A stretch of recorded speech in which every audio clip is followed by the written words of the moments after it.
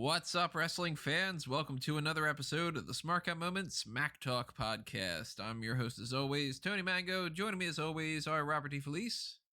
We're going to get to talk about Ahmed Johnson, and I am so excited. And Callum Wiggins. Yeah. You're not as excited to talk about Ahmed Johnson? Yeah. Not particularly, no. Yeah, come on. Well, lock him in because he is the first of... I'm just kidding. We'll get to that point eventually, but what we're doing here, as you can tell by the title and everything else that's going on here, is another edition of the Mount Rushmore of Pro Wrestling. This is, I believe, the 9th edition that we've done. And we've done, the United States champions. We've done women's Mount Rushmore, the Mount Rushmore of Pro Wrestling in general. Bunch of different ones in the past you can go ahead and check out. You can find them on the channel. You can find them on the pages on smarkoutmoment.com. You can find them on the wiki for the information of what we ended up picking and everything. So if you don't know what it is, this is how it goes. We got to pick 4 superstars that represent what we feel is just like the overall encompassing nature of the Intercontinental Championship is what we're focusing on for this edition. So obviously it's narrowed down to people that have won the Intercontinental Championship. We're obviously not going to say one of the Mount Rushmore representatives of the IC title is like a, John Cena who never won it, or the Undertaker who never won it or something. Even though John Cena, arguably, why the hell didn't he win that at some point? Kind of strange. Because he was mostly a SmackDown guy. They had a U.S. title. Still, all that stuff gets strange when you start breaking down the difference between the U.S. and the IC title. And the U.S. one, we already done that one. So one of the reasons why we're doing this is because this is sort of a tie-in for the upcoming Clash of Champions. Wanted to do something a little bit championship-based, and we could have done plenty of other things in the past, that we've done, like Champsgiving tournament type stuff. We've already talked about some things, and, Rob brought up this idea, figured, why not? Let's talk about that. We haven't talked about the IC title in its own in a while, at the very least, if ever. I don't know if we ever had like some kind of dedicated IC title talk. So I love this title. It's one of my favorites. I think that we probably would all be in agreement that the best design of the title is the one that they had been using for the past few years before they switched over to the current one. That's like the classic design. And if we were going to go with Mount Rushmore of that design, I mean, there is no choice. It's just that one, right? Well, I know a lot of people are fond of the oval, like the Attitude Era design, but for me, it's the black strap, like the 94 Intercontinental title that Bret and Shawn and Razor and all those guys held. I mean, I like that design. I prefer the white velvet version of it. I just think it makes it stand out more. The white and the black belt, as long as you're giving me that kind of squared rectangular design, that's the one that I like. And then the oval one, it's okay.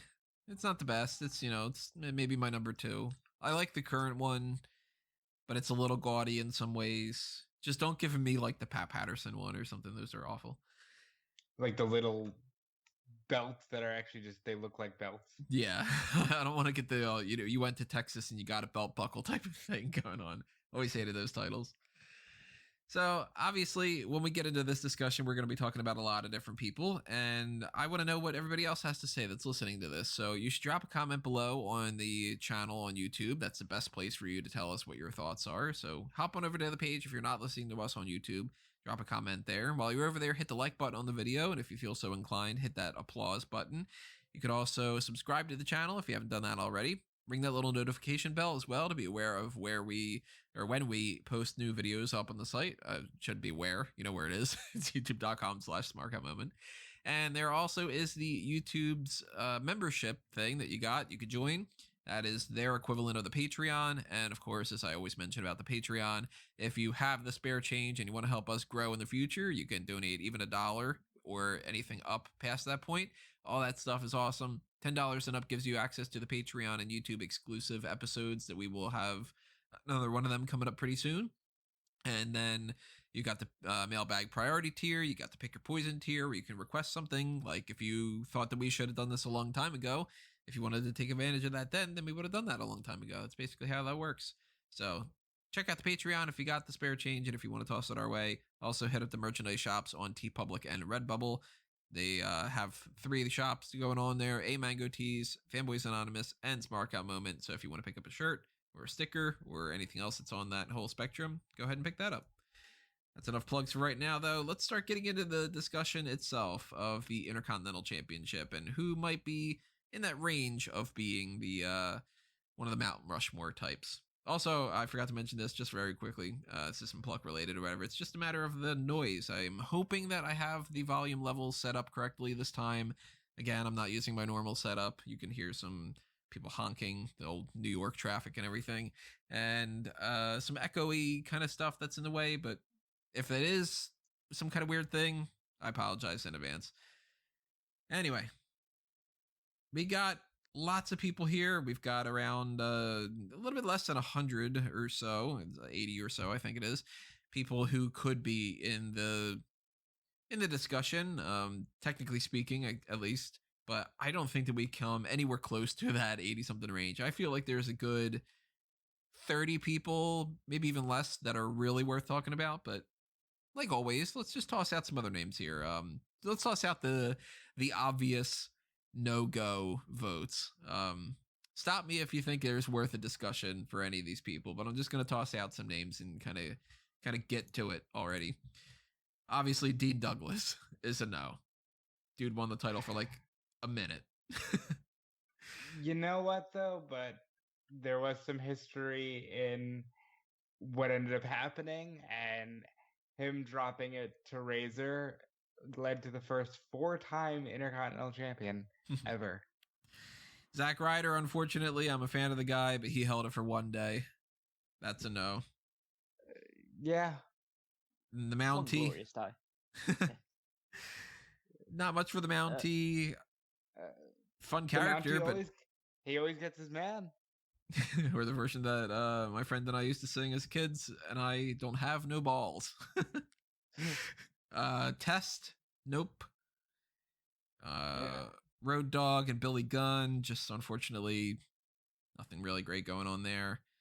Rikishi, Marty Jannetty, D'Lo. Rikishi, I think, has had some pretty good matches as Intercontinental Champion. Fully Loaded 2000, the cage match with Val Venus comes to mind. Marty Jannetty, the matches with Shawn are great, but he's Marty Jannetty, so there's that. You think you said D'Lo, and I think European Champion when I think D'Lo. That's what I think too. IC title. Yeah, I never go with IC for D'Lo. Luke Harper, nope. Albert, hell of a ladder match with Dolph Ziggler. Gonna say no on Albert. Gonna say no on JBL. Gonna say no on Lance Storm. Unfortunately, Mark Murrow, you didn't make the cut. Even though these are some names that are like, I mean, some of these people are good. Like Big Show has a lot of credibility to him. He also has a lot of the opposite, but not my go-to Intercontinental Champion. That's for sure.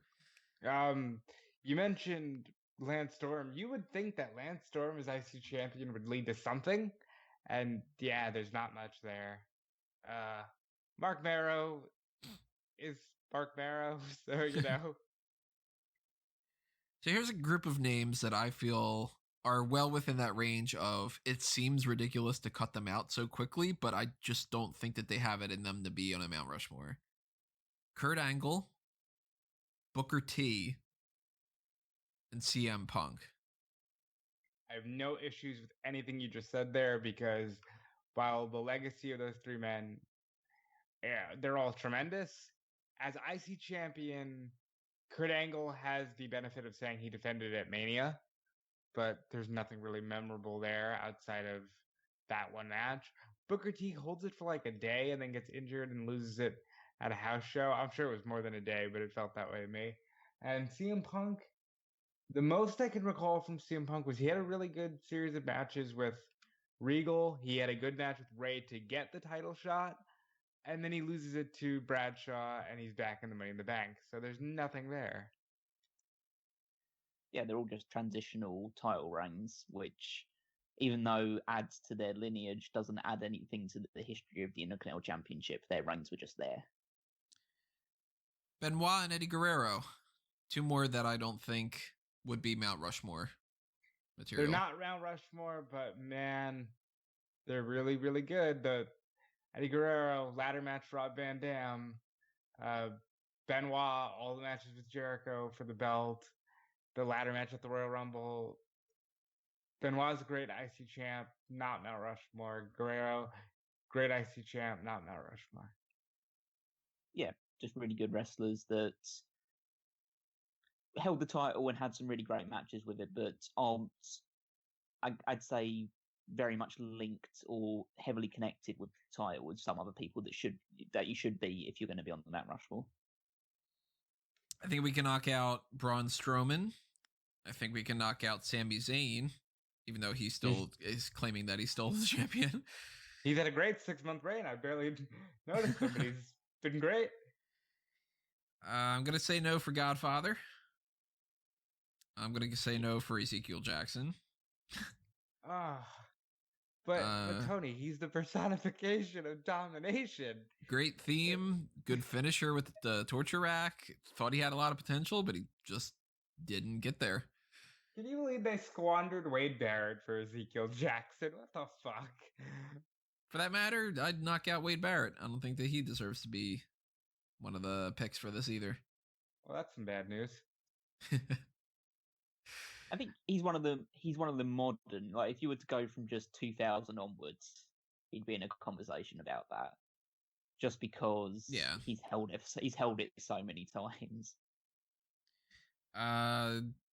Daniel Bryan is not one that I would associate with the Intercontinental Championship above for other people. Yeah, shame that he didn't get the reign he wanted, but cool moment at Mania, nothing ran. Same for Ryback. Sorry, Ryback. You're not my IC champ, Mount Rushmore material either. No. Only person to win it in an Elimination Chamber. So. Yeah. Well, now we're getting into the range where these people have held the title longer. I mean, we've talked about a couple people that held it a little bit longer, but so more of a chance that maybe some of these people kind of like stop and talk about or whatever. Actually, well, you know what? Here's another one I think we could just knock out immediately. Big E. Yeah, hopefully he gets it again. Yeah, if he gets it next time, then he's more established. When he won it, he was just a very bland babyface. Yeah, I think only because it warrants. You can say he's the only guy who to ever have done this. Only second generation IC champ Curtis Axel should have been great. Is absolutely nothing. Lost it to Big E though. Definitely a no-go for me on Curtis Axel. Yeah. I'd say no-go for Ric Flair. I don't even remember him holding the title. Was this when you weren't watching? Yeah, I think you weren't watching it. Fucking banger match inside the cage with Triple H. I would suggest everybody listening to this watch that Tabby Tuesday 2005. Great IC title match inside of a cage because it's Triple H and Ric Flair inside of a cage. It better be good. But yeah. How quickly do they both bleed? I don't know how quickly it is, but I know they both bleed a lot. There is a lot. I would assume that they just like during their entrances they just start gushing the way that they two of those are. Let's see here. Here's you know what? Before we just run through all the ones that are like no's and all that, let's talk about one that I think people would want us to talk about, but I'm already going to say no. Ricky the Dragon Steamboat. Oh, there's nothing there. He had a great match. He had an overrated match in my mind. No, it's not. Hold on. Hang on. You have to put it in context. Yeah. In context, yeah. But now I think people treat it as if it still holds up, and I don't think that it does. I think it holds up. I think it holds up as a good. I think it holds up as a good match. It doesn't hold up as a great, awesome match. But if you go back and look at some of the matches that were deemed great at that point in time, and they're absolutely terrible. Yeah, I mean, there's just the fact that I can even look at that and says, "Wow, that's a match that I could see happening on a show nowadays." Is a testament to how good it is. There's no question, Ricky Steamboat, Randy Savage is better than 99 out of 100 Hulk Hogan matches or anything like that. But to me, if I want to just pop on a match and watch it, I'm never picking that one. And really, that's it. Ricky Steamboat as Intercontinental Champion is that match. And then what else? What's the big story surrounding it is the fact that he won the title and then he asked for time off. Right. Because he just given birth. Oh, he not given birth. His wife given birth to, I assume, Richie Steamboat. Yeah. I assume that would have been his son. So, to Tito Santana. Yeah, Tito Santana. And, Yeah, so he has a time off, so obviously he had to be punished and get rid of the Intercontinental Championship. And that's the only reason that one of the people that we are going to be talking about back in the Honky Tonk Man actually had the Intercontinental title in the first place. Because they wanted to punish Ricky Steamboat. And it's ridiculous that we're going to have to talk about the Honky Tonk Man for as long as we will. But just a fun note there. I think before things got sideways, Steamboat was picked. He was going to come in and fight Wade Barrett and eventually beat Wade Barrett. And unfortunately, Richie Steamboat never got off the ground. And we never got to have that moment.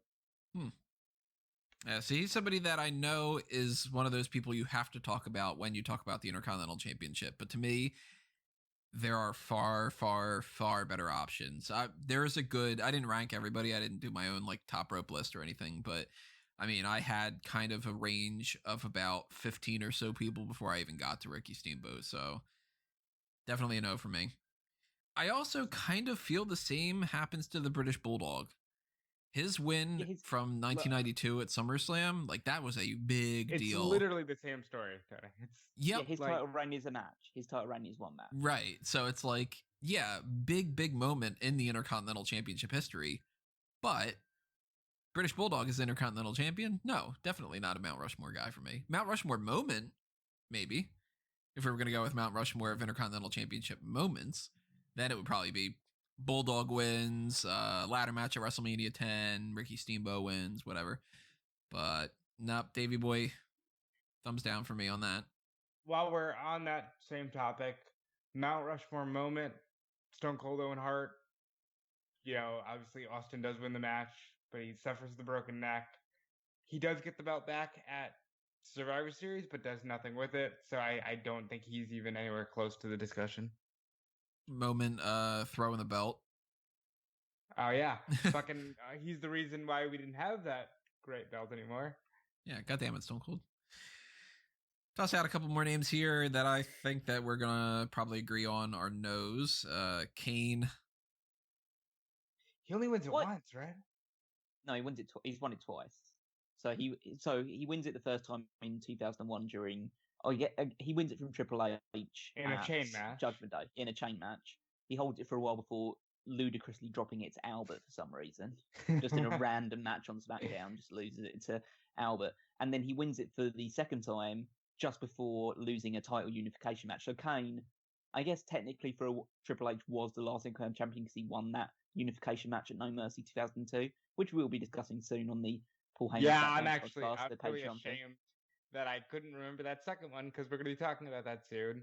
Yeah, but plus out a plug while you're at it. Let them know about that. Okay, so the Paul Heyman SmackDown podcast is obviously where we go back to the year 2002, review all the SmackDown episodes that took place at that point in time, and obviously the Kane feud with Triple H is a Raw thing, so we don't cover that in any great detail. But when we do our Patreon exclusive episodes, which are at the $10 tier, so if you're subscribed to that level, then you'll hear every episode that we do of the pay-per-view reviews for the year 2002, and so we will be discussing the Kane and Triple H feud and that match at Unforgiven, No Mercy 2002. Yeah, based around Katie Vick and all the other great stuff. So. Bobby Lashley, no. What? Why are you skipping past Ahmed Johnson? Ahmed Johnson's a no. I don't want to hear anything about it. I was waiting for you to notice that. Oh, I'm so waiting for you to notice that, just so it could be like, wait a minute, we haven't talked about Ahmed. Is he actually serious that he wants to win? No, Ahmed Johnson is definitely a no for this vote. First black, I think definitely something, that's for sure. But yeah, a whole lot of no. Yeah, Ahmed, it was the type that they very clearly were like, let's put the belt on him. He's going to be a big thing. And then you spin around 3 times and then it becomes, oh, fuck this guy. He's out of the company. Think about this. Shawn Michaels is one of the greatest wrestlers ever. Everybody talks about him as a world champion. For his entire world title run, he's linked to Ahmed. But nobody fucking talks about Ahmed Johnson. Right. Ahmed. There was a time where he was super over. Yeah. With the crowd. But then I think they wanted to give him the title around about that sort of time, but then he got injured, and then they had to delay it eventually. I think he won it from Goldust, right? Yep. So that was that whole I'm not gay type of angle. Yeah. Which you can't do nowadays. Yeah, so they gave him the title at the wrong time when he was basically just fizzling out anyway. And then I think he didn't even lose it, did he? He had to surrender it because of injury. Yeah. Well, no, the story of his career. He was, when they were giving him the belt, he was coming into the major push, and I think he would fizzle out maybe like a year later when he was supposed to fight Taker for the world belt. But it's just so weird to me that this guy, kind of like Mark Marrow that Tony just breezed over earlier, these guys were pushed very heavily, but in the grand scheme of things, mean less than nothing. Yeah, I mean, Ahmed is a guy that, for people that grew up in that era, people know Ahmed, and it's just kind of something to laugh about these days. Same with Mark Marrow. I mean, Marrow, he stayed a little longer. He is more memorable in the sense of being Sable's ex-husband and all that. But nobody is ever like, if you were to do some kind of a thing where it's like, name 100 superstars, I don't think anybody would ever mention Ahmed Johnson or Mark Marrow, let's move along here. A couple other Intercontinental champions. Roman Reigns, not a big deal. No. Just to give Roman a title that he hadn't held before. Yeah. Grand Slam. Texas Tornado, Gary Von Erich. He comes in, wins the title, passes it back. Not really much to it. Just breaking up the Mr. Perfect reign. I always felt it was weird that Umaga was Intercontinental champion. He was a good Intercontinental champion. He was a good he was a good superstar. Oh yeah, he was great. I have absolutely nothing wrong with Umaga's entire run with the company, besides that obviously the way they ended was pretty tragic. But just his entire run, I would have been really happy with him beating John Cena for the WWE Championship during their feud. Me too. I think he's like one of the last monsters that you could really push like that. Like a mute, he doesn't, do anything other than just grunt a lot, but he was great. Overall character, big fan of him. Intercontinental Championship, not a Mount Rushmore for me. No, it wasn't prominent enough. I mean, the most prominent thing that he did as Intercontinental Champion was lose it to Santino Marella. Yeah. Oh, he beat Santino Marella. We beat him as well, but then he also lost to him as well. Yeah. Let's talk about Santino. Santino is definitely a more prominent Intercontinental Champion during that era. But again, not a Mount Rushmore guy. And it's a shame because I think that they had the opportunity to pull that off. Yeah. They had the honkometer. Yeah, they followed through with that. He could have been like one of the greatest Intercontinental champions of all time. And I think that they missed a trick by at least not taking that further than they did. He should have gotten to right the limit or over the limit. It's just he was a victim of circumstance again, as all these other things were. It's that they essentially what was supposed to happen at around about that period was William Regal, who was Raw General Manager, was supposed to feud with Triple H over. He won the King of the Ring, and he was supposed to feud with Triple H over the WWE Championship. And then William Regal gets suspended for wellness violation. He goes away for a while, and they decide, okay, we need to give him his heat back straight away. So we're going to pair him with Layla, and he's going to win the Intercontinental title, and then just do fuck all with him. So you get rid of the honky meter for no reason whatsoever. He ends up dropping the title a couple of weeks later to CM Punk. So yeah, it was just it really didn't serve any purpose to really end the honky meter as early as they did. They should have at least waited till WrestleMania.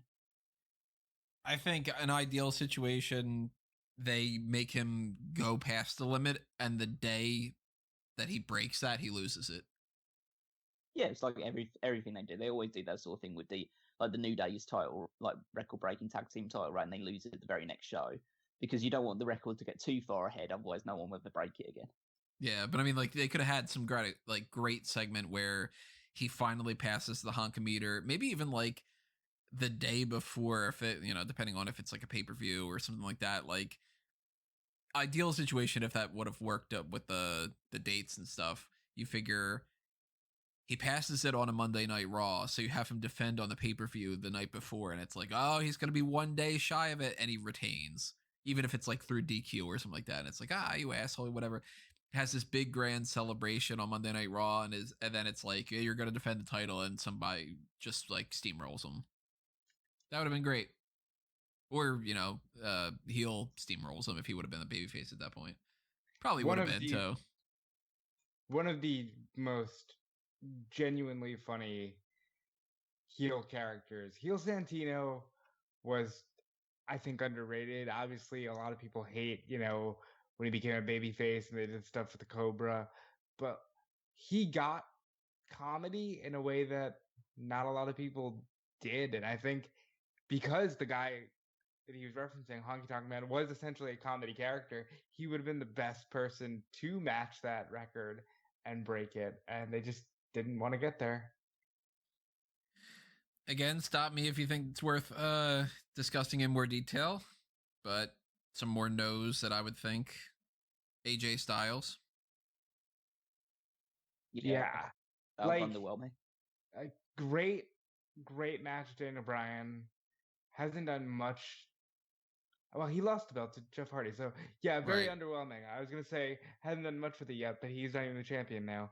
So yeah, underwhelming. Roddy Piper. It was a nice thing to give him. Yeah. After the fact that it was towards the end of his career, he was. Well, I say it was towards the end of his career. His career ended up going on for much longer than that. But it was towards what should have been the end of his career, and it was a nice token to have him be able to defend it at WrestleMania. And fucking that match, that's at least top 20 Intercontinental Championship matches with Bret Hart at WrestleMania 8. Val Venus, nope. Carlito, yeah. I associate more with the United States title. I think there's more to be said about Ahmed than there is about Carlito. It's an interesting. There was a dichotomy in the sense that he won the United States title on his first night on his actual debut show, and then they decided to juxtapose that with this was his first match after being drafted to Raw. He won the Intercontinental Championship. They're kind of just making that his gimmick for a while. So you appear on a new show, you win a title your first night. It's so clear he had all the talent in the world. They wanted to do something with him, and it doesn't happen. Backstage stuff. Sometimes that's the real killer rather than the actual talent and everything. All right, I know you're holding off on this one, but I just want to get out of the way. Pat Patterson's not going to be on the Mount Rushmore. No, he isn't. First champion. He always gets that right. Wink, wink, Rio de Janeiro, blah, blah, blah. But it is what it is. He's not going to go on Mount Rushmore. Just because you're the first doesn't mean you're one of the best. If that was the case, Finn Balor would be one of the best Universal Champions, and he's not. That being said, he is number 10 currently on the top 10 longest reigning Intercontinental Champions.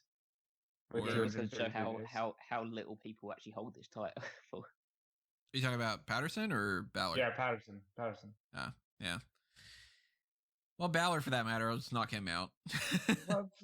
I'll talk about underwhelming, yeah. Textbook guy that would have been great for it, but it's just they didn't do anything special. No. Let's talk about this one. This one's an interesting one. Chyna. I say no, but obviously, if we said, that there was some kind of this is the Mount Rushmore of the 4 men that have won the championship, there's a little asterisk there, but Chyna's the only woman to have won that title. It's an interesting one because, like Rob says, it's historic and it's something that you can't really attach to any other predominantly male championship. It's obviously, in terms of quality of match and even the quality of the reign themselves, would totally rule her out completely of being on the Mount Rushmore. And I guess that's the kind of measure we have to go against. We can't just say because she's a woman that's worthy of her being on the Mount Rushmore when her reigns absolutely sucked. I will say this: she's held it longer than some people that you wouldn't think. She has 2 reigns, and everyone forgets the second reign. Well, the main reign, that's what I'm talking about. Yeah. The main reign was fun, but it's like the main reign was essentially built around. Okay, I beat Jeff Jarrett in his final match, and then I feuded with Chris Jericho until Jericho won it. And then for some reason I became co-champions with Chris Jericho for no reason whatsoever. And then the second reign is her beating Trish Stratus for the title, essentially. So it's a weird thing. It's a weird situation with the Intercontinental title is that as far as I'm aware, at 2 SummerSlams, it's been defended in mixed tag team matches. That is correct. So it was defended between Eddie Guerrero and Chyna against Val Venus and Trish, and then several years later, it was Morella and Beth Phoenix versus Kofi Kingston and Mickie James. Those are 8 years apart, and everybody thought that they were going to swerve you, and Beth Phoenix was going to take the IC title. Right. I remember that.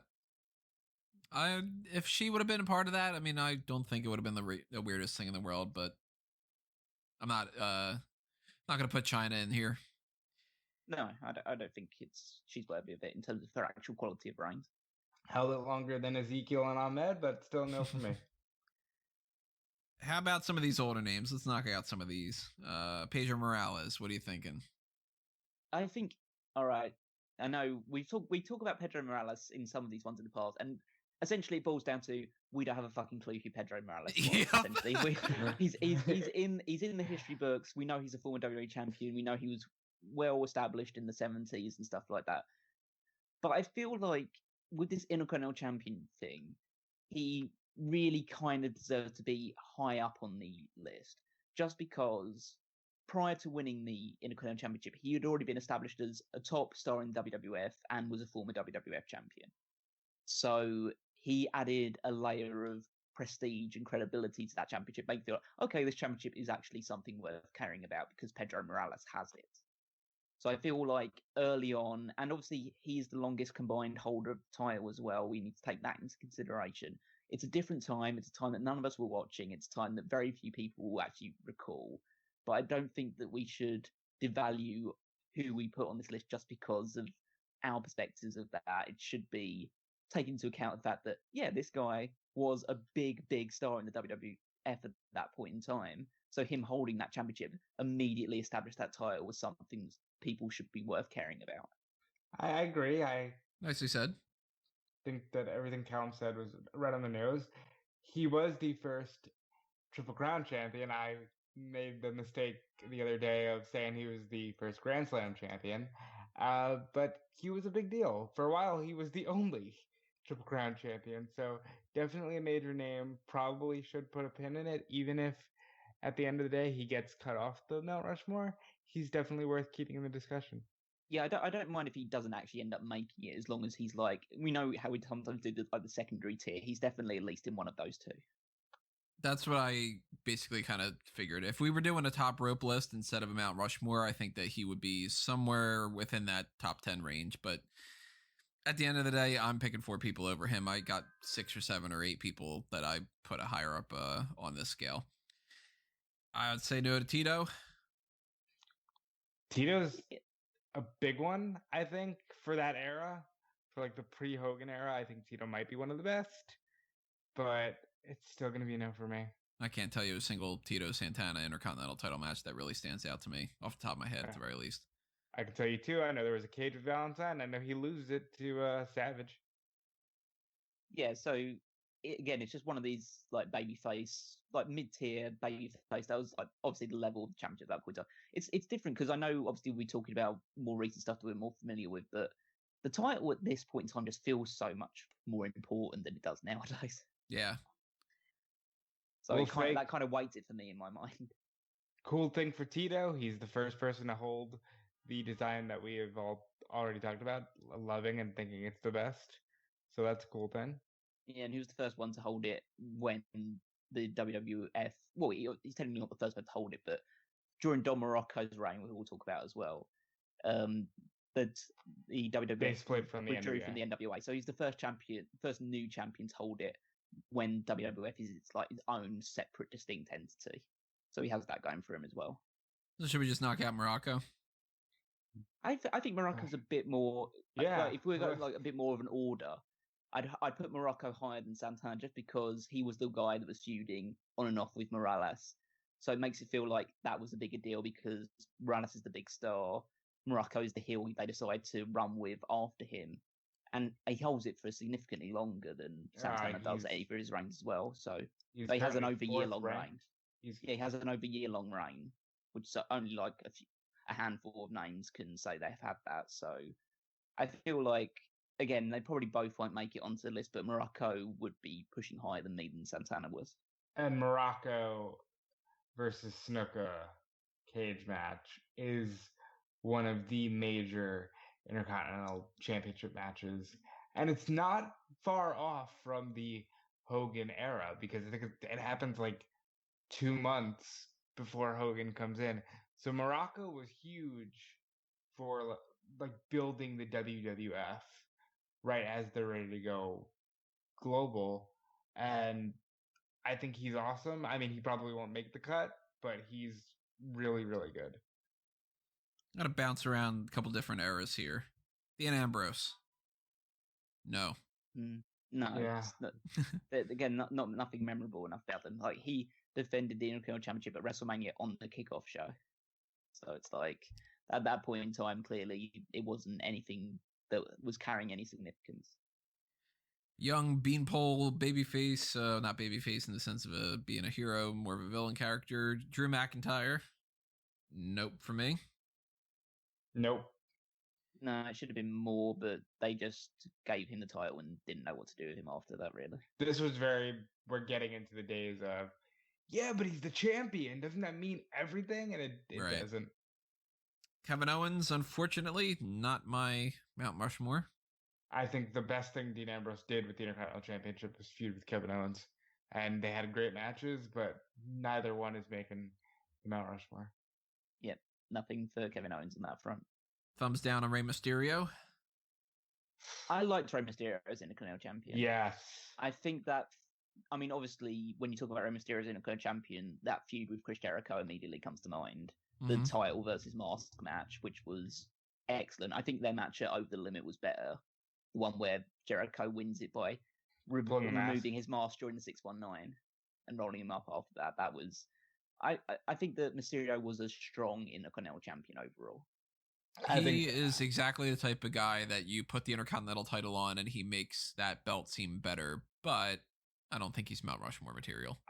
I will say I think he was still a quality enough worker at that point that it was everything you thought it would be. With Rey Mysterio as the IC champion, helped build Dolph Ziggler. You know, I think dropped it to Morrison. So, like, he did some stuff. I think it might have been a longer reign had he not gotten popped with a wellness violation. But good stuff from Rey Mysterio, not Mount Rushmore. For that matter, you mentioned Morrison. Nope. He is a guy that you put the belt on. It could do some great things and all that, but I don't think he's going to stand the test of time. Hasn't he been like champion like 3 or 4 times? Well, yeah, obviously when we talk about Morrison, we have to talk about Johnny Nitro winning the title twice. So when he was on Raw, he just moved over from, like, Eminem had just split. He moved over to Raw. He wins it a couple of times. I think he's the one that's, I'm trying to remember correctly. He pins he wins it in a triple threat match between when Shelton Benjamin comes in as champion and wins it in triple threat involving Carlito, and then he feuds with Jeff Hardy over it for a while, and that's basically it with him. And then he's put back in the tag team with Mercury, and then he goes to ECW, and then the rest is history. But yeah, I don't think any of those runs were really memorable enough to really class him as, okay, this is definitely not Mount Rushmore material. Did McIntyre beat him when he was Morrison? Yeah, McIntyre. That's how McIntyre won his one reign with the title. All right. Sticking around that range, here are a couple names that, I don't think are worth really being the Intercontinental Champion Mount Rushmore type of discussion, but for their era, they were fun. I'm just going to spit them out very quickly here. Kofi Kingston, Shelton Benjamin, Dolph Ziggler. They're all names that I feel are very much like, if you were to go with like the Mount Rushmore of champions from like that, 2007 onward type of thing or something like that. Like, yeah, these guys are very much in the discussion from some things, but I can't say, like, even as like Ziggler had a lot of reigns with the title and he's done some good stuff. And Kofi Kingston, I was a huge fan of him winning the title and everything. I can't put them on a top 4. I love the fact that you could basically go from the period 2009 to about 2011, 2012, and you could make a guess on any pay-per-view that Kofi Kingston faces Dolph Ziggler, and you're probably right. For some kind of mid-card title. Yeah, for either the Intercontinental or United States Championship. they're people that just were consistently holding those titles. But I mean, Kingston, I think, is in a different bracket than Dolph Ziggler, and I mean that in the negative for Kingston rather than Dolph. I know with me it's usually the other way around, but I'm making an exception on this occasion because Ziggler had more memorable reigns on and off of the title, whereas Kingston held it for that short period of time every now and again. And he was just there. It's like, okay, we give it to a babyface for a little while before we decide which heel we actually want to have a meaningful reign with the championship. It was a similar thing with Benjamin, but I think Benjamin's reign, his first reign, was really solid. They just never gave him a feud to really sink into. Agreed. He held it for a long time, the first time round. Number 8 never gave on the him. List. Yeah, no, but you just never gave him a feud that made that reign stand out. It was just him holding that championship for a while, and yeah, it's a big deal to be in a kind of champion for that length of time. But I don't remember any of the people that he really faced for the title in that period of time. So Benjamin he beat Jericho IC for champion. it, and then he. I remember. Go ahead. Oh no, you go forward. That's fine. I was gonna say he beats Jericho Taboo Tuesday, and the main thing I remember him doing is not defending it at Mania because he was too busy establishing what the fuck was to be done in Money in the Bank ladder matches, and then he just holds the belt and does nothing with it until he loses it on an episode of Raw to Carlito. Like, this was very, we have nothing for you, but here is this belt. It wasn't like McIntyre where we're going to give you this belt and the legacy of the belt is going to mean everything. It was, we see a lot in you. You can help grow the legacy of this belt, but we have nothing for you on the opposition side.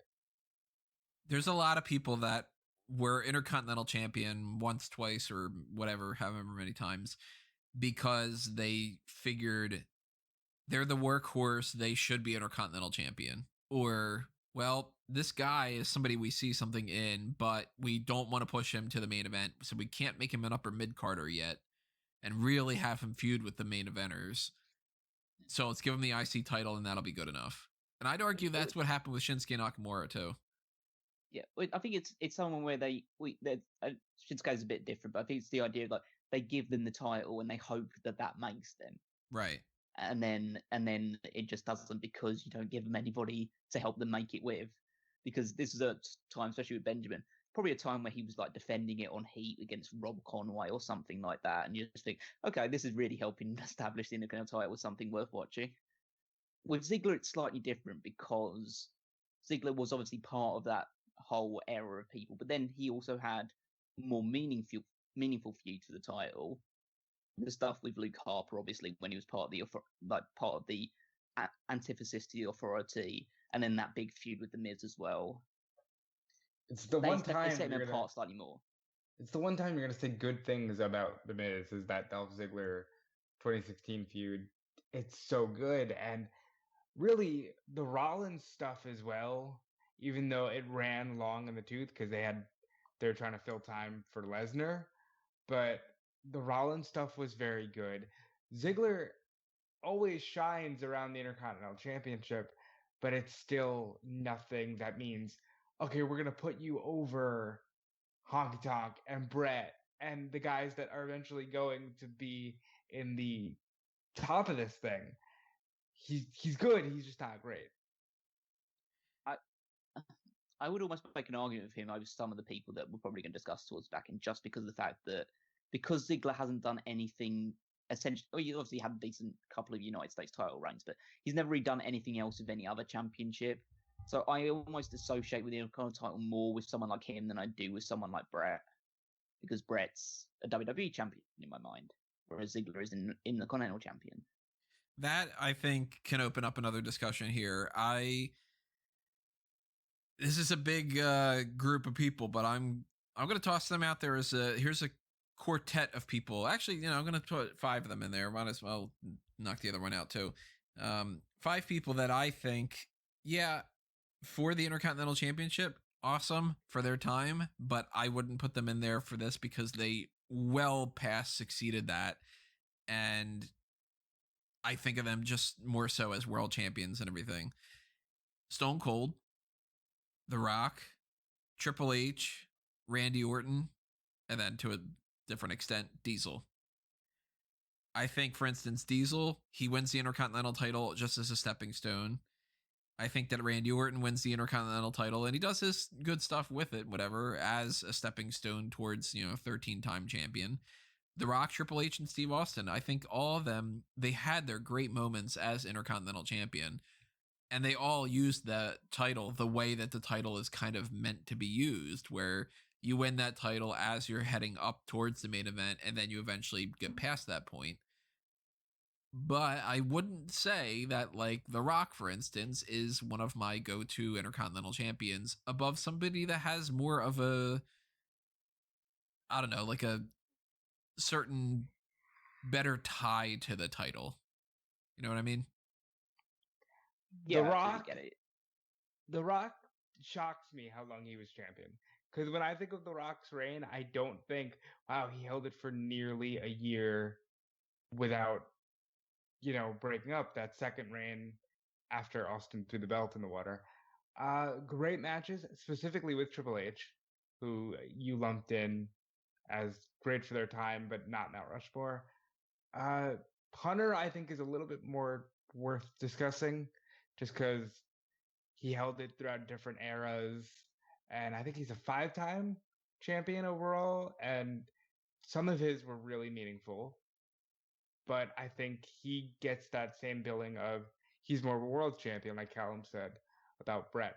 Diesel is notable in the sense that here's a guy who came in and just steamrolled over everybody, and he's IC champ, tag champ, world champ in a year. But did Diesel do anything but fight Razor? I think all he did was fight Razor several times. And I don't remember the other guy you said, but I'm guessing same story. Oh, yeah, I mentioned Austin earlier. Like I said, game-changing moment, but not, Mount Rushmore IC champion. Let's go ahead. I was gonna say, yeah, like you guys have just been saying, it's just these guys superseded the Intercontinental title with everything else they did in the reign. The one that I would say, in my own personal opinion, that I think is most worthy of doing it is probably Triple H as the highest one, just because he held the title during a time where he was already been established as a world champion, so he adds that sort of layer to it. Right. But the other one is Randy Orton, just because that reign is just, and I know that's probably just my bias going in, because that was a time that I was peak watching, and Randy Orton was an awesome Intercontinental champion. Randy's fucking same. We're around the same age, been watching the same period, but Randy's one of the better Intercontinental champions of my lifetime. Like Randy Orton, I might even argue, is the guy I think of when I think of the oval-shaped IC title, because just a phenomenal run. That match with Foley, he fought Benjamin of Bad Blood. He had a great match with Edge to lose the title. Randy Orton is what an IC champion should be. He got it after rising the ranks, and then he transitioned into being a world champion. Very few people actually do that, even though we think of that as the standard path. And Randy Orton did it, and did it well, and delivered in every aspect. I would put him in maybe my B Mount Rushmore, or even if I was to take a C Mount Rushmore, but Randy's great. Here are two guys that I think should have, in a perfect world, transitioned from Intercontinental champion to world champion, but unfortunately didn't. Ravishing Rick Rude and Owen Hart. Owen's a difficult one, just because I don't think that his run as Intercontinental champion is just so closely tied to that injury to Austin, and just in the entire feud with Austin itself. And I don't think he really, because he was so tied to that, I don't think he ever had a real opportunity to stand out on his own with the Intercontinental title. I feel like when I think of Owen, I think of the feud with Bret. I think about him being him almost more as a European champion or a tag team champion. I really don't like the whole Intercontinental title run. Just completely glosses over for me.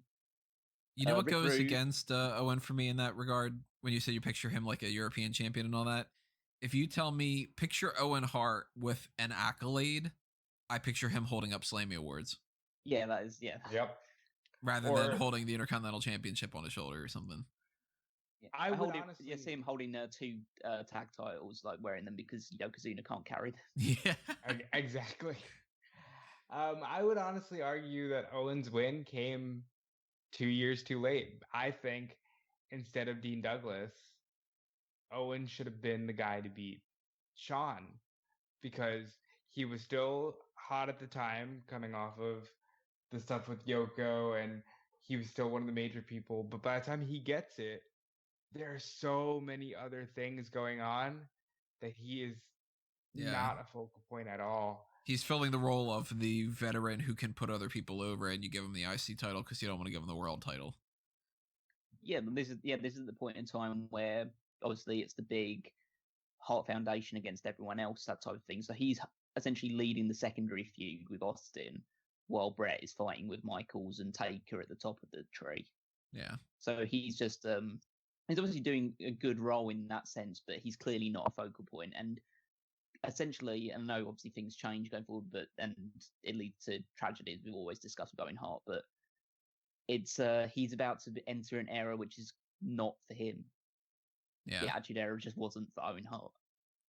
Now, Ravishing Rick Rude, I think that he is a very good Intercontinental Champion as far as symbolically being that type of guy, like somebody who you can picture being a world champion in the future. Never got to that point, unfortunately, and serving a real strong purpose on the card and being somebody who could headline the other show at the live events and stuff like that. But I'd say ultimately there's a couple people I'd put above him. Agreed. Yeah, very good champion. I don't think that he merits it just because of how he's kind of like. I always get a little bit unnerved by the champions that are just in between like one guy. Yeah. So essentially, his reign just breaks up the Ultimate Warrior's one. So it meant that Ultimate Warrior couldn't have this super long title reign. He has two shorter reigns instead.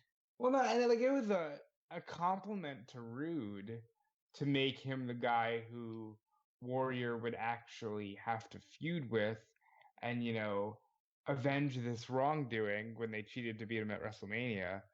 But Rude could have done more. Any thoughts on Ken Patera?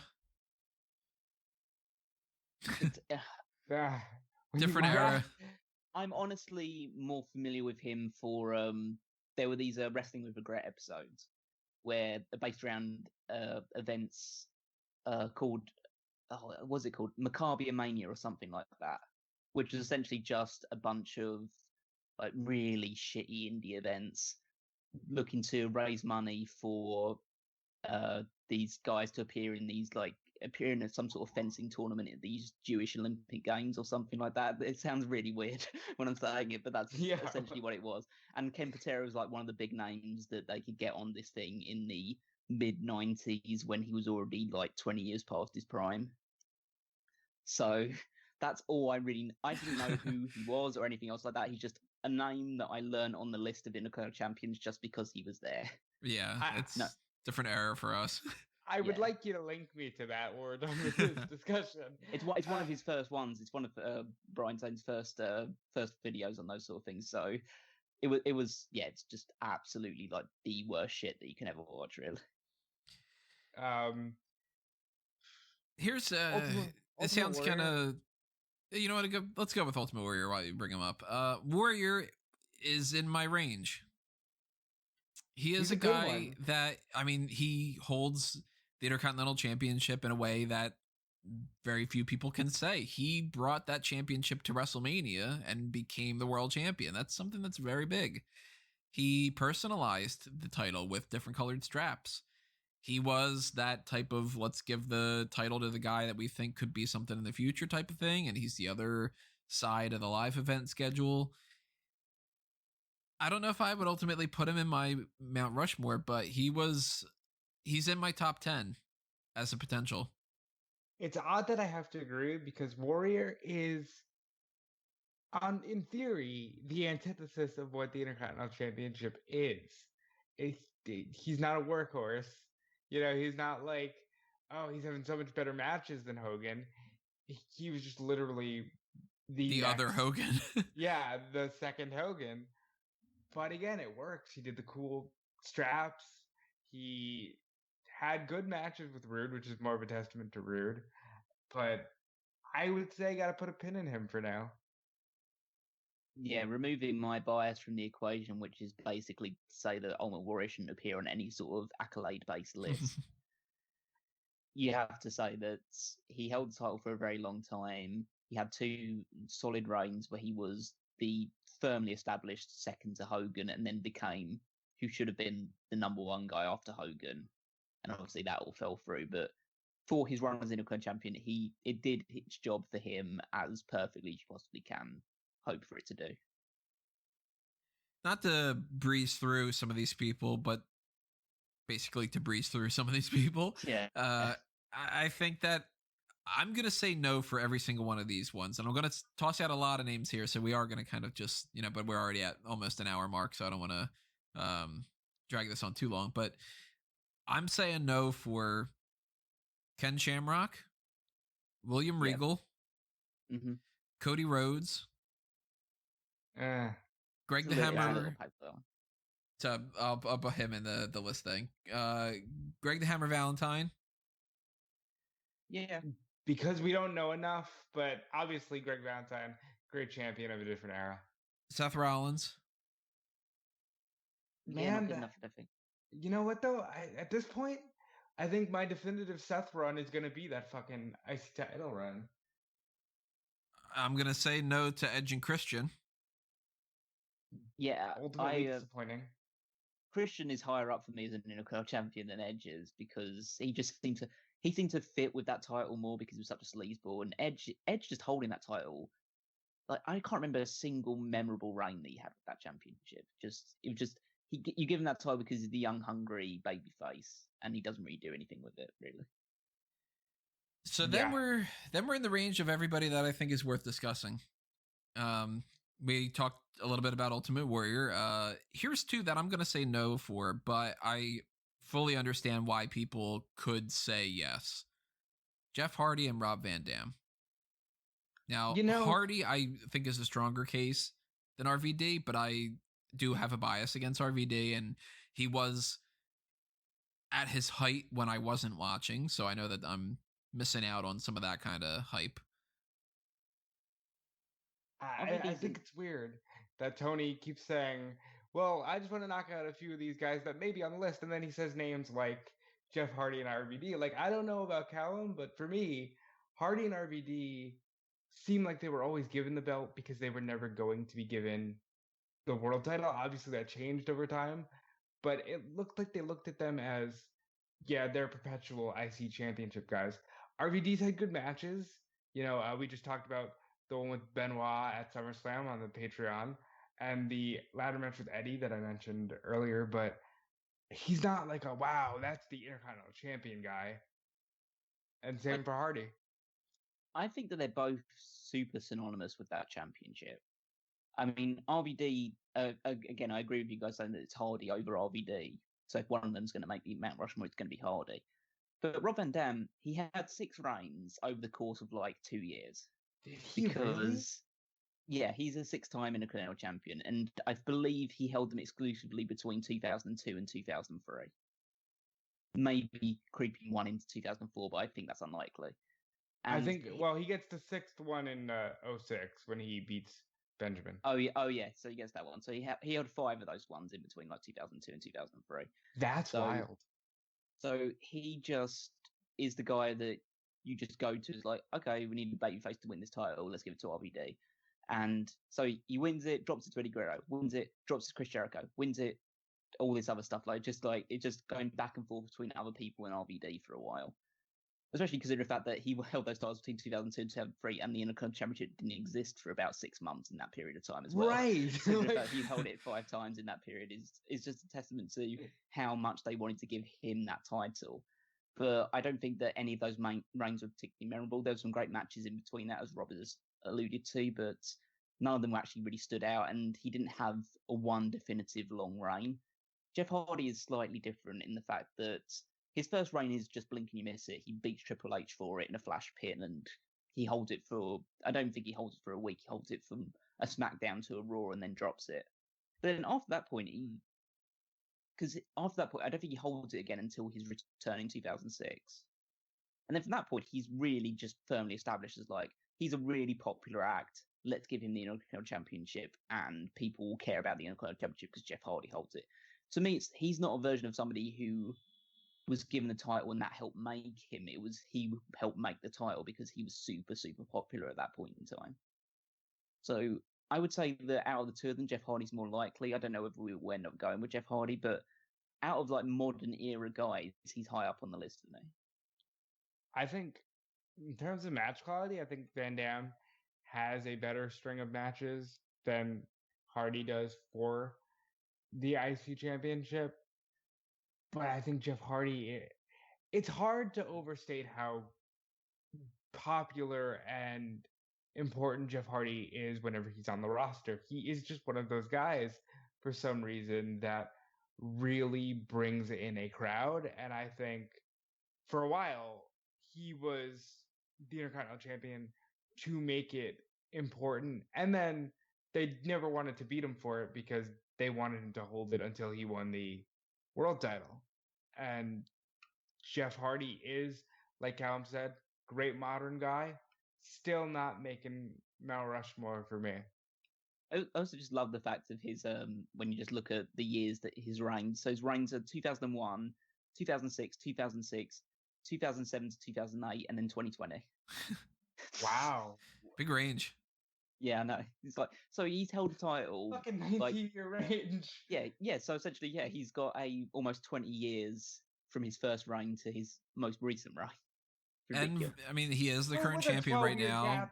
And he's still popular, and he's still immensely popular. Yeah, we might see something out of him with this current reign that we retrospectively go, wow, you know what? He ended up, reaching that. We don't know, because whenever the current champions are, we never know how it's going to pay out. But a real quick one, just because it's a no, but Jeff Jarrett, this is like the only time we're going to get to say good things about Jeff Jarrett. Jeff Jarrett is one of my major contenders.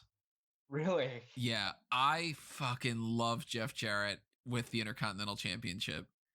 I know it might be a bias of me being a part of that era, but I'll spoil this too. Razor Ramon is a guarantee for me. I don't even think I need to make any kind of an argument for it. But to me, Razor and Jeff, if you tell me, like, think of the Intercontinental Championship, I think of those two fighting each other.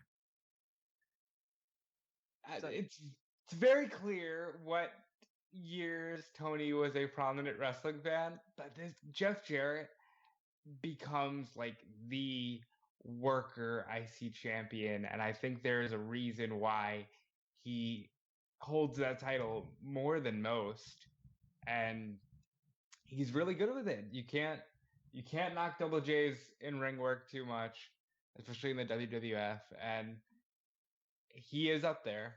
I'll say this, I have Jeff Jarrett above Bret Hart on my list. I think that's fair.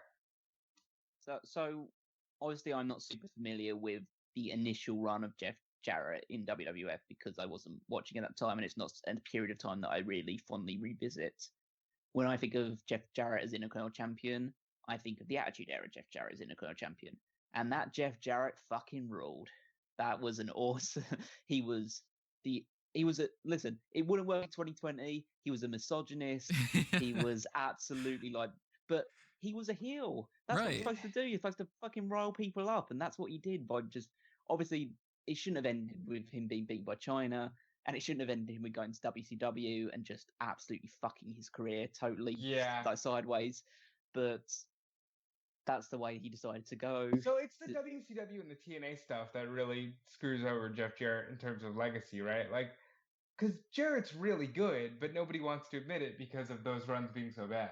Jarrett's a guy that I think has all these tools that everybody needs when you are missing something, but he is missing just that push or something. Like, I mean, I wrote up an article around it recently for eWrestling News about there's two sides of the coin. It's one of them is people who never won the world title but should have, and then people who've never won any championship but should have won some kind of championship. Like, for instance, Jake the Snake Roberts never won a single title. How has that happened in WWE? That's crazy. Should have given him the IC title or should have whatever.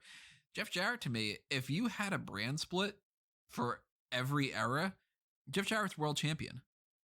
he fights with Razor Ramon over the World Championship instead of the Intercontinental because he was very easily a top drawing actor around that time frame. And then in the Attitude Era, maybe not necessarily as much because there is bigger names like The Rock and Austin and all that, but you give him the Intercontinental title and he's fucking fun.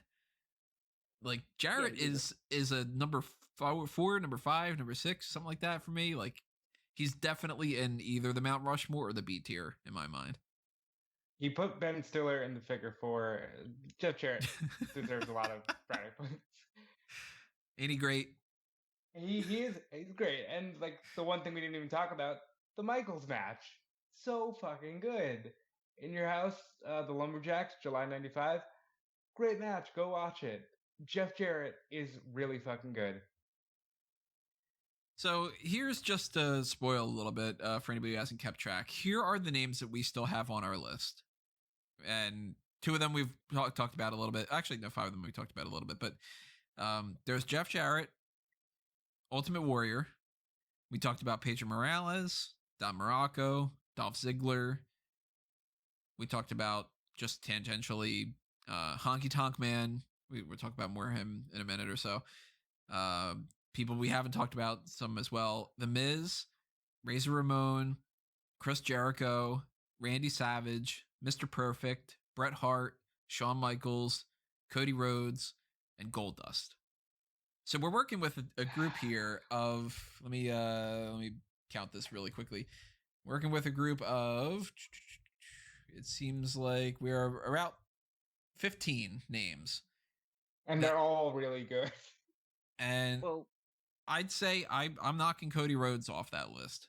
I think he's great for his time, but I think that out of these other 14 people, there's definitely 8 more I'd put above him.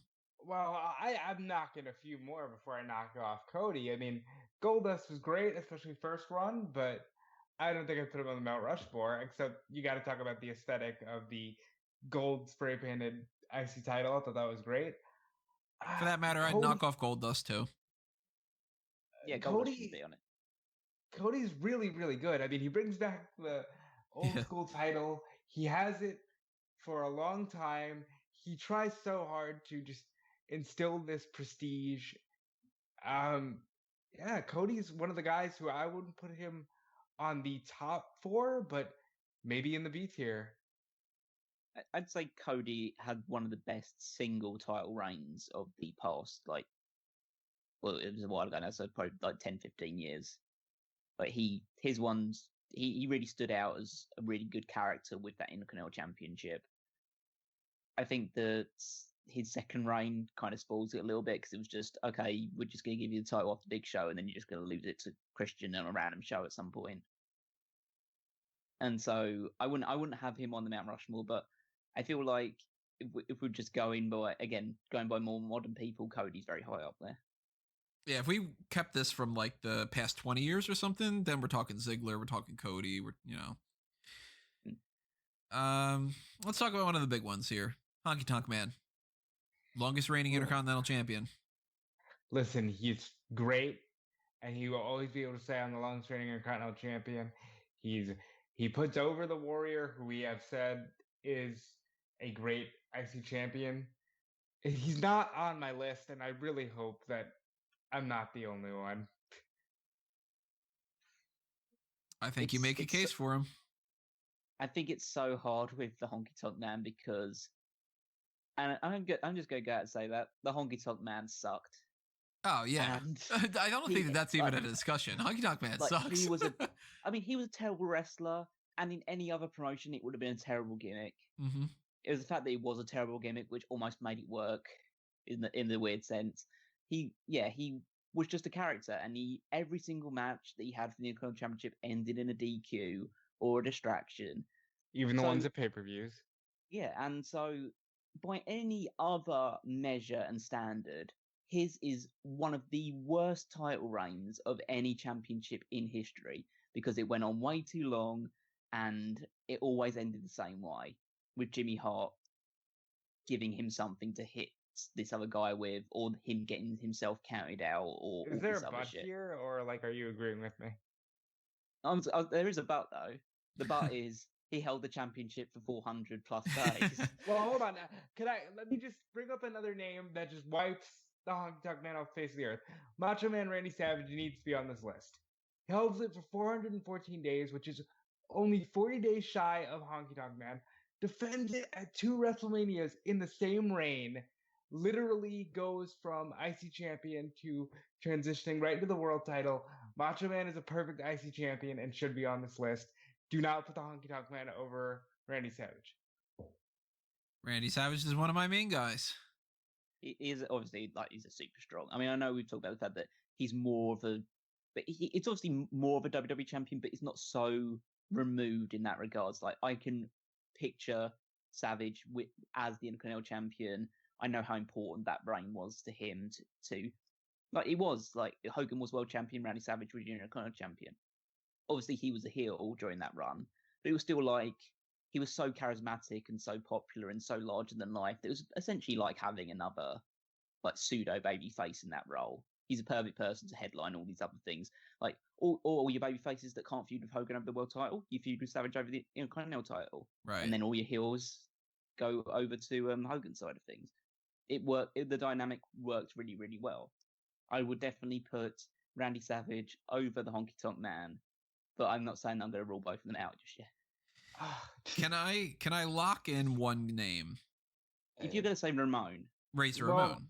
Can I lock Razor Ramon in? Because no, you can't lock Razor Ramon. You can't. Listen, I love Razor Ramon. I don't think that's secret.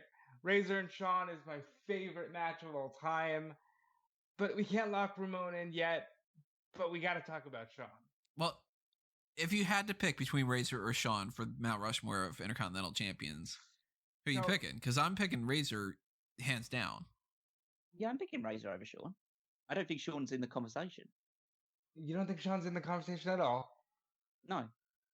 Why? I think Shawn is a WWE champion in my mind. And Shawn, when I think of Shawn Michaels as an Intercontinental champion, I think of that absolutely god-awful match that he had with, not god-awful, but that no contest or no finish match he had with Tonk at WrestleMania 9, one of the worst WrestleManias of all time. I think of him losing it to Marty Jannetty on Raw, which was a great moment, but then again, they just retconned it a couple of weeks later because there was no way they were having Marty Jannetty stay as Intercontinental champion for that long time. And then the feud with Razor, and that I attribute more to. I don't attribute to obviously more to Razor because Shawn was great. Obviously, I'm not saying that take anything away from those matches, but then I put Razor over that because Razor only was Intercontinental champion, and so that's like that was his belt, whereas Michaels went on to bigger and better things. I don't want to try and distance him too much from that, but Michaels is someone that I don't picture with the Intercontinental title. I picture with the Winged Eagle. All right, I kind of agree. I'm going to go ahead and say I will make it unanimous, Razor over Shawn. But we're not going to have the only discussion about Shawn Michaels being, well, he had that god-awful match with Tatanka at WrestleMania 9. He had some great matches with the Intercontinental title. I know that he had some great matches. Oh, yeah, but we're not going to have the only discussion be that match. So let's just talk about Shawn Michaels as IC champion for 2 seconds. Well, you guys have got a hand on that thing because I really don't know that much because it's not the era that I watch very frequently. See, for me though, Shawn as IC champion, I only think of his matches with Razor. Really, I mean, I think of like the Owen Hart situation and like that kind of stuff, but like the SummerSlam '95 and then WrestleMania 10, like that's Shawn as IC champ to me more so than him with those glasses and like the 90. What was it, 92? 93. Yeah, 93. That era range. Well, it was at WrestleMania 9. It's 93, yeah. So 93, yeah. So he beats Bulldog, final Saturday Night's main event. Good match. I will agree with you guys. When you think Shawn IC champion, you think one thing, and it's ladders and it's Razor. But while we're here, great match with Marty at Royal Rumble. I already mentioned the match with Jeff Jarrett. Would have been a great match with Shane Douglas if they had gotten to have it. Obviously, we've got to talk about Razor, but I wasn't going to let the only discussion about Shawn beats Tonka. So now that we've gotten that out of our systems, Razor Ramon is a very, very, very, very, very high pick for this Mount Rushmore. I just think that he's a full-on guarantee. I mean, the dude that was his belt. Like, I think it was Callum had said that. Like, that was his belt. He held that more times than anybody. at one point. He was a go-to, just, what do you do? Put it on Razor, because he's the Intercontinental guy. Again, if there would have been a brand split, he would have been a world champion, and that wouldn't have been the same thing, but he essentially was the secondary world champion. He's a very, very strong pick. I'm not comfortable locking him in yet when there are at least, like, I don't say like there's definitely people that are ahead of him, but there's definitely 5 or 6 people within the range of him. There's people, yeah. I mean, this is going to be a tough one that we're going to have debates about who goes on these 4. I feel like I'm going to make the case eventually of Razor over almost anybody, but I'll put him in that pile with, right now, the current pile that I got: Razor Ramon, Jeff Jarrett, Ultimate Warrior, Honky Tonk Man, and Randy Savage. It's a strong group already, and we already have 5. And we haven't even mentioned a couple names that are probably going to be thrown into that pile. There's 4 other names that we haven't really talked about, and they're huge. Bret Hart's one of them that we talked here and there about. I think Bret, ultimately, if we have 5 people on this list already, I think Bret gets taken out by those 5. But Bret Hart, fantastic in so many different ways. I mean, the guy beat Mr. Perfect, who's another one on this people on this list. So actually, we might as well even kind of talk about the 2 of them if we're stuck in that era. Mr. Perfect wins the title. He's supposed to drop it to Brutus Beefcake. He ends up dropping it to Texas Tornado. Wins it back from them. Drops it to Bret Hart. Bret Hart, another time, wins it from Roddy Piper.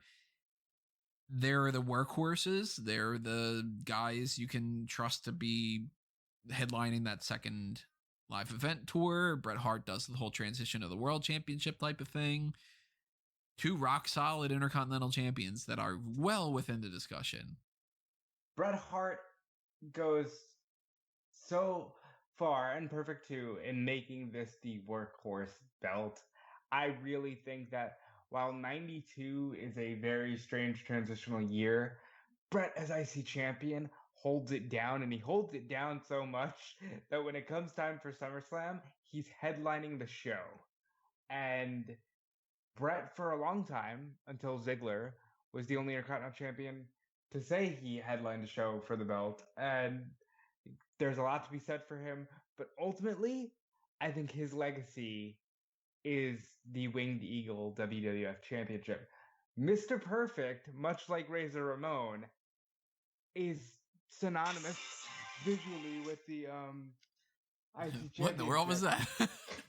That was, I got getting a phone call, so I'm going to mute for a second, but I will say yes, Perfect, no Bret. I'll take it from there then, I guess. So he's getting a phone call from Bret going, "What the fuck you mean?" I'm giving this Mount Rushmore 4 out of 10. Yeah. Well, it's supposed to be 4. That's what it is. So basically echoing a lot of what Rob was saying, Bret Hart is a WWE champion, but essentially the build up to him becoming WWE champion comes with how well he was presented as an Intercontinental champion. So he like you say, wins it from Perfect, goes on a great run, loses it to the Mountie for some reason, then he has the feud with Bret Hart, wins it back, and then almost immediately after dropping it at SummerSlam, he becomes WWE champion like 2 months later. So it's a real good launching pad for him. So establish, okay, Bret's the number 2 guy, he's the really great Intercontinental champion, makes sense to make him our next WWF champion. We're going into a brand new era, an era that totally sucks, but Bret is going to be the guy who's going to be on top of it. Imagine that's their pitch meeting. They're all sitting there and like Pritchard and Patterson and all that. We all know this is all going to suck. Let's just give it to Bret. They're like, we need to brand this something new, a new generation. Somebody's like, what about the new generation? Somebody's like, how about the era that sucks?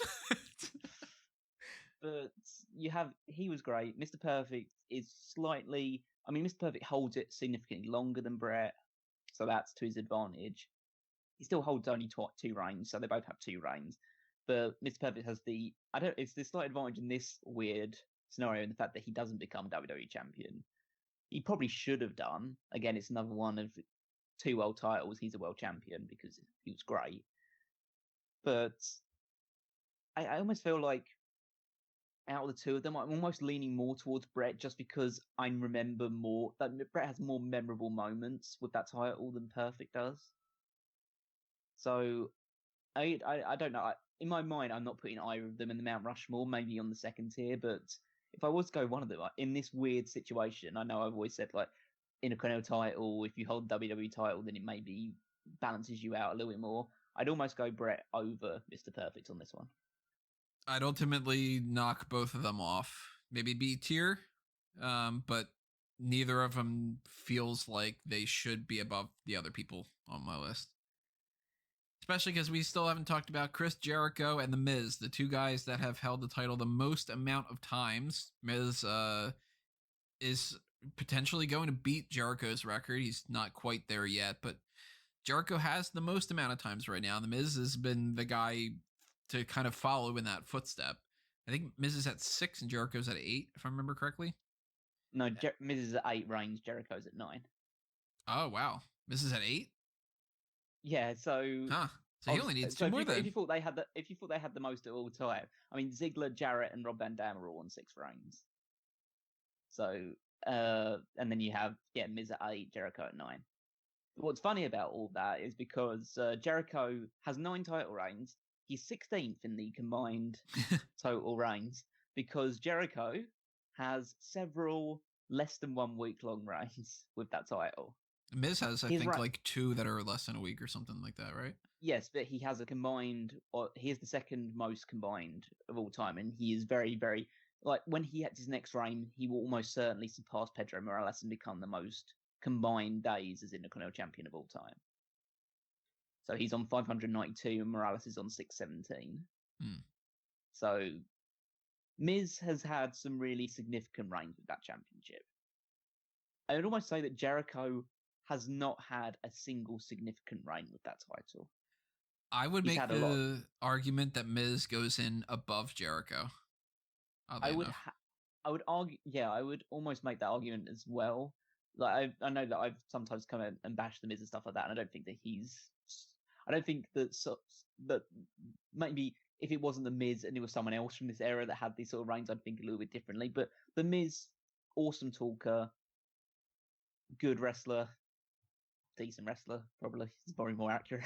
But he's a character that he knows that when he holds the Intercontinental title, he has a mindset of like, I hold the Intercontinental Championship, so I am the biggest deal in this entire company. I almost get the feeling that he cherishes holding that title more than he would cherish being WWE champion again. Just, he wants to be remembered as one of, if not the greatest Intercontinental champion of all time. And he's making himself in that discussion.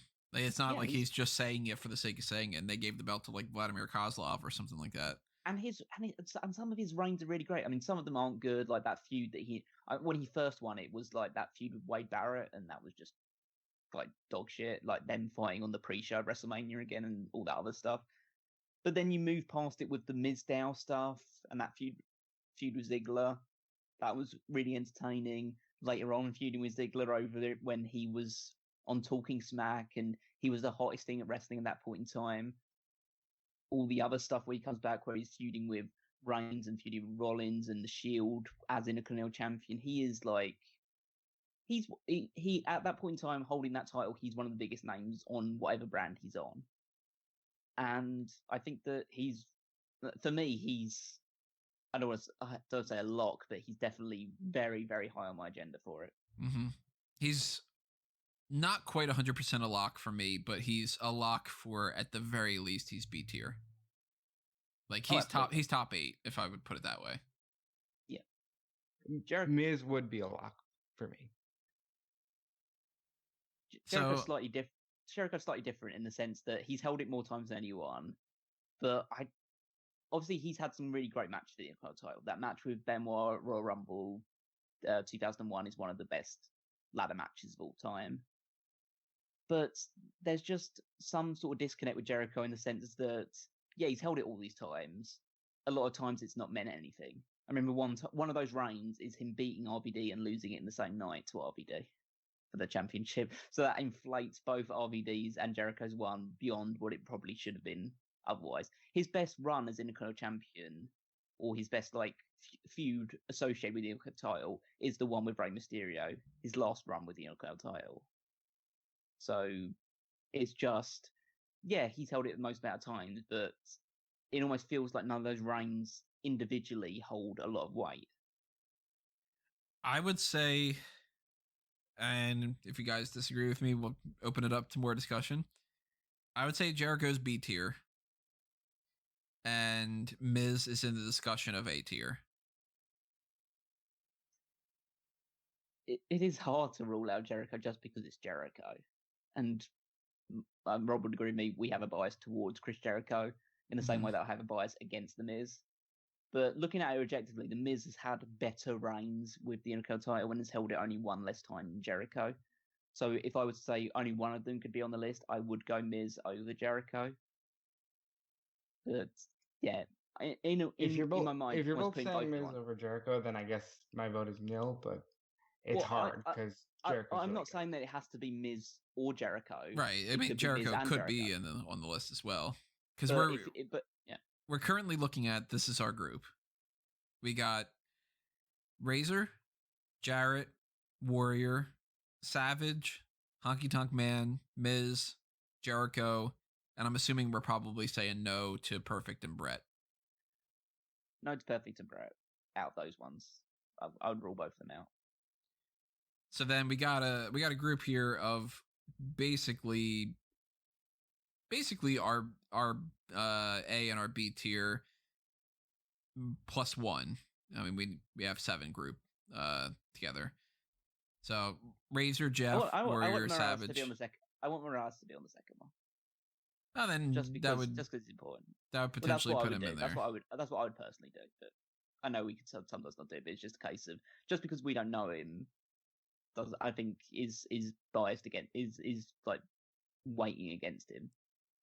So in a way, we have our top 10, having Morales, Perfect, and Bret towards the bottom of the top 10. Yeah, makes sense. So now we got to start narrowing them down. We got to take some of these out, and I would say my 4 out of this group. Actually, let me copy and paste and send this to you guys so you have a little reference sheet. Just do that on Skype. If you can't hear me clicking around, sorry everybody, I don't feel like editing that out. I would say my Mount Rushmore would be Razor Ramon. Crap, I'm already like I was gonna say Razor Ramon, Randy Savage, The Miz, and Honky Tonk Man. But fucking Jeff Jarrett and Ultimate Warrior. I'm like, damn. Well, before we go super far into it, should we talk about what our esteemed colleague Stephen Wago has said for his 4, just to see if that helps, because they are part of the list that we've discussed. That is true. Wago had said, let me bring up his list right now. I've got it here. So, you do? So, okay. So his 4 were Chris Jericho, The Miz, the Honky Tonk Man, and Razor Ramon. So that's more of a Miz, Razor, and Honky scenario. I won't have the Honky Tonk Man on this list. You know what? I don't care if he held it for nearly 500 days. I don't care if it was the longest. It wasn't good. We need to quality over quantity, guys. Like it wasn't good. Well, if we're going quality over quantity, I'm kicking Chris Jericho out of the equation as well. I'm voting against Jericho. Yeah. I think that is fair. So I think Razor is a lock for me. He's a lock for me, so there's 2 votes. Yeah, I'm looking at that. I'm kind of okay with it now. All right. Razor, I didn't want to lock it in. I didn't want to lock it in like months ago before I'd yeah. Yeah. Razor, Miz, Randy Savage, and Mr. Perfect for me. See, I'm looking at that now, and if I'm crossing out Jericho and I'm crossing out Honky Tonk Man, just because, like, part of me still wants to put Honky Tonk Man in just because it's so long. But if I wanted to rule those 2 out, for me, it's Razor Ramon, The Miz, Randy Savage, and the Ultimate Warrior. Ooh, so I say Perfect, you say Warrior. What say you, Tony? Jeff Jarrett? So we're in a 3-way. You're bringing Ahmed Johnson back, aren't you? God damn it, don't spoil it. I could be persuaded for my list to be Razor Ramon, Randy Savage, The Miz, and Ultimate Warrior over Jeff Jarrett. Hell yeah. I just think that while Warrior had a great reign, I think even he is more synonymous with the Winged Eagle. Mr. Perfect is one of like the IC champion guys. That's why I go Perfect over Warrior, just because he's the workhorse. He's the guy who never got to be world champion, but that was his belt. I do understand that, but I was saying earlier with Tony, it's just the idea that I would almost put Bret over Perfect, even though Bret is obviously synonymous with the WWE Championship over the Intercontinental one. With Mr. Perfect being Intercontinental Champion, it didn't actually accomplish what it was supposed to do. In that he didn't transition from that or take a step upwards, he was kind of just there. And I know that's the same thing with Ramon, but Ramon feels like he was more just a complete part. Like they gave him that role, and he became like a complete part of the acts around it. Whereas Mr. Perfect should have taken that step forward afterwards, and just never really did because of injuries and all the other issues. Just feel like, yeah, I don't look at Mr. Perfect and I feel like, also if you were to look at Mr. Perfect's reign and stuff like that, what was like the huge defining moments of Mr. Perfect's reign? Both times he lost him. Yeah, exactly. So it's like, so did he ever really accomplish? Did he do anything like? Were there really any? Obviously, there were probably like a load of really good matches, but there's nothing that really stands out in mind. Whereas I see like Bret as Intercontinental champion, the match with Bulldog, the match with Piper to win it in the first place, the that ladder match with Shawn Michaels at Survivor's. No, he had that ladder match, and then that other match with Michaels at Survivor Series. I know that was obviously Michaels was IC champion and he was WWE champion at that point in time, but. I associate Bret more with that title than Mr. Perfect, even though Mr. Perfect held it significantly longer. You know what? But I would still go. I wouldn't have either of them anyway. I can live in a world, especially in a world where we got Razor Ramon to be a lock on the IC champion Mount Rushmore. I can live in a world where somehow that also includes the Ultimate Warrior, because it's like he's the weird one that doesn't fit in with the legacy of the belt, but it is an important reign. He does defend it at Mania in the main event, technically. You don't know how much this is hurting me right now to put Ultimate Warrior ahead of everyone else a little bit. I'm bones out there. I hate every single thing the Ultimate Warrior stands for. And he is a disgusting human being, and the fact that he's in the WWE Hall of Fame makes me absolutely sick. But like in this sort of like, if you can distance yourself from those biases and all that other stuff, he was Intercontinental champion for a really long time. He was clearly like the second biggest star in the company, and he immediately transitioned from being Intercontinental champion to world champion, which is what the IC title is supposed to do. Look, I'll put it out there. If somebody else wants to vote Honky Tonk Man over Ultimate Warrior, I can make that a 2. No, because it's like, no, I feel like this is the time, this is the hill I will die on, is he doesn't deserve to be on this list, even if that means having to put the fucking Ultimate Warrior on the list. Like part of me wants to do it now just because that would be funny, but it's just a case. I mean, to be fair, Wago's put Honky Tonk Man ahead of it, so we would be at a 2-2 tie at that point. But I think that it should be Warrior, just because even though he's not a workhorse champion that we associate with that title. To be fair, The Miz isn't a workhorse that we associate with that title either. He's had better matches than Honky Tonk Man, obviously, and Ultimate Warrior, but he's still not what you'd class a workhorse. But like, I really, Ramon isn't a workhorse either. He had some really great matches as well, but he's not the atypical workhorse guy. He was a huge wrestler that worked a big man style for the most part, really. But he was a working big man, though. Like when you think of like the better workers of that era, Ramon is one of the people who comes to mind. But now that you mention it, yeah, we have. I mean, out of the list that we've had, the workhorses really. Yeah, the workhorses that really would define it is like it's people like Jarrett and Perfect and Hart and Michaels and Jericho and Benoit and Guerrero. But we've gone for characters instead. I mean, I could see the argument of booting Warrior out for Mr. Perfect. I could see it. But I think the Warriors one is just more significant as a reign. That's where I ultimately go for too. It's Warrior has that transition to the world title that puts him over the edge with Perfect. Perfect. I'd much rather watch a perfect match than Warrior, though. Like, that's absolutely. Guarantee. I think, to steal Tony's phrase, what it boils down to is here's the thing. While Perfect and Bret and guys like that might have been better for the belt, ultimately a lot of what we saw from them wasn't as impressive because a lot of the bulk work was being done at house shows.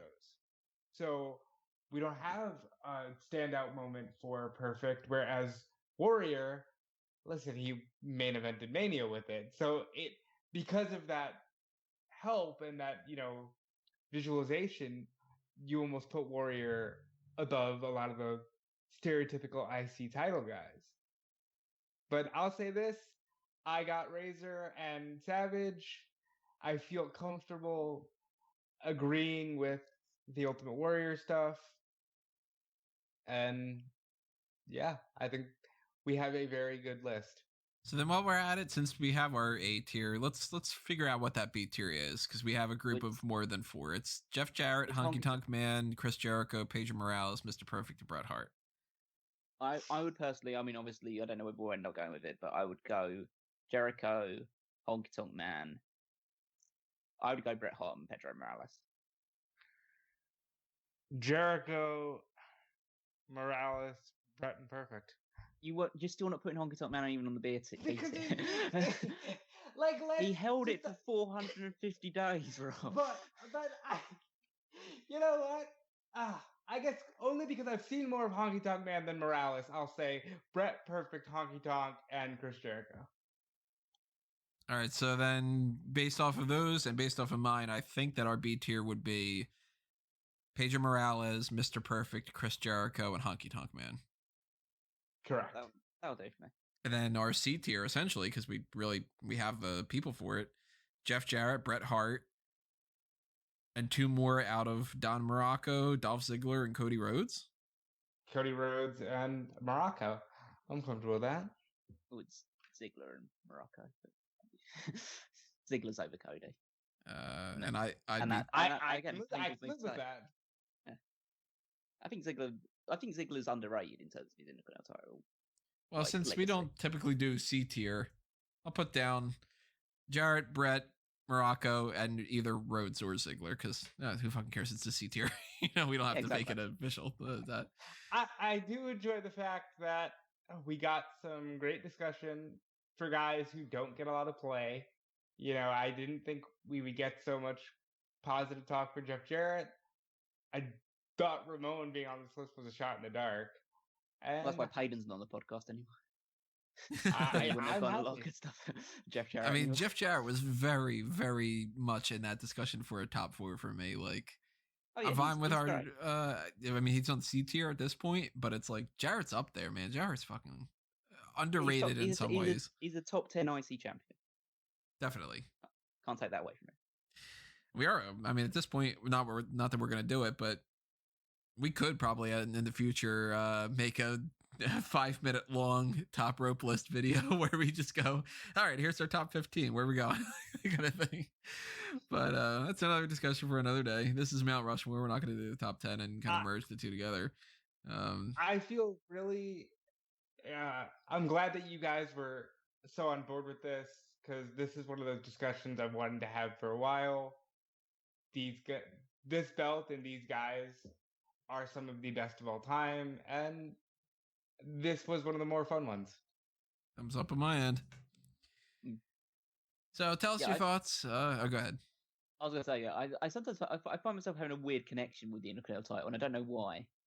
It just feels like it's the most. It feels like it's the title that I should like the most, rather than the other titles. Yeah, so it's good to have that discussion. It's good to have discussion. It just adds some sort of weird mystical ability to it, even if it isn't being pushed well. It does have some sort of weird aura about it. If somebody's not good enough for the Intercontinental title, it seems like that's a problem. It's like it's not the same for a world title sometimes. No, it's like one of those things where, obviously, how everyone talks about how everyone wants to get into the business to become world champion. But I kind of feel like if I was in the business, that would be the title I'd want to hold. Some people do flat out say that. Like Heath Slater was like, I've always just seen myself, I want to win the Intercontinental title. He's never been able to win it. And I think Brian had said, yeah, it's cool to be the world champion. I'm glad I'm as big as I am, but I've always wanted that IC title run. Oh, there you go. So, Brian, enjoy our tribute to the Workhorse title by us picking 4 characters. I mean, if we were going to go with Mount Rushmore of Workhorse Intercontinental Champions, it'd be a different... very different, yeah. A different list than Ultimate Warrior and The Miz and, But Ahmed Johnson, for sure. He's a lock. And then we start moving on to the Perfects and all that aren't quite on the same tier, but, I mean, I think Ahmed and Mark Mero are going to make the top 1 and 2, but, Clearly it's Ahmed, Mero, Big Zig, and Albert. There you go. Albert was a good worker. That's not fair to lump him in with those shitheads. Well, tell us your thoughts. Do you have a different Mount Rushmore? If you do, drop it in the comments below. Maybe you agree, maybe you disagree, whatever it is. Just keep the discussion going. The only other plug that I haven't said yet is Fanboys Anonymous. Go ahead and check out fanboysanonymous.com and tell us a Mount Rushmore that you would like us to do for that website, because that would be something that would be really fun to do. And you should check out all the stuff that's coming up in the future. We talked about the Paul Heyman SmackDown podcast, which is coming up. So just kind of transition over to that kind of side of things. Go ahead, Gallum. Yeah, I've already mentioned the Paul Heyman SmackDown podcast. Obviously, every regular episode from that is coming up every Saturday in your feed. So the next episode will be regarding the Go Home show for Unforgiven 2002. And then Unforgiven 2002 will be in your Patreon feed if you're at the $10 tier or above. So hopefully tune in and enjoy all of those ones. And then all the weeks coming ahead with that regard. There's obviously the Fantasy League, if you're following that. So I've obviously put a more recent update on the Mega Maniacs just to give people like a quick lowdown. I'm winning. Robbie's losing very badly. And everyone else is in between somewhere. Positive points now. Yeah. At the moment, Robbie's in positive points, but these change by the day, it seems like. I'm gonna win. I will go as far as to say I will be the honky tonk man of this fantasy league. My reign is gonna be so great at the top of this thing that you're gonna all have to put me down as one of the best. Yeah. Hey. Other than that, you can check out all the other great articles on smarkmoment.com. The Power Rankings is my weekly contribution, but make sure you're reading every single piece of content that's on there. And you can follow me on Twitter at Wickermeister14. Shout out to Dallas, who works his ass off and is always providing great content for the website. And you can follow me on Twitter at DudeFelice. Check out Fightful and WrestleZone because, that's how I make my money. And money is good. Definitely A tier. And yeah. Sorry? Money is definitely good. And if you have spare money and you just want to toss it away, Patreon. Remember there you that? Go. But yeah, check out eWrestling News, Bleacher Report, Fanboys Anonymous, everything happening here on smarkoutmoment.com. Start clicking around, following all the social media accounts at smarkoutmoment, at Fanboys, and all that other kind of stuff all over that spectrum. And not only will you be having the Paul Heyman SmackDown podcast coming up later on this week, but also the Hot Tags. And then next week, we start getting into the Clash of Champions. And then onward, we kind of follow that along with the October 4th takeover predictions. And we got a little bit of time where we can start doing the, I think the week after that is going to be the mailbag. So start sending those questions in if you want to take a part of that. And you might not be able to take part of the live show for that. Then we're going to go into the rest of that stuff, heading into Hell in a Cell and blah, blah, blah. And before you know it, it's the end of the year. Kind of crazy. 2020. Awful. But that'll do us in for this edition, though. Thank you for listening to this, everybody. Hope you enjoyed it. This has been another Smark Out moment, and we're being counted out.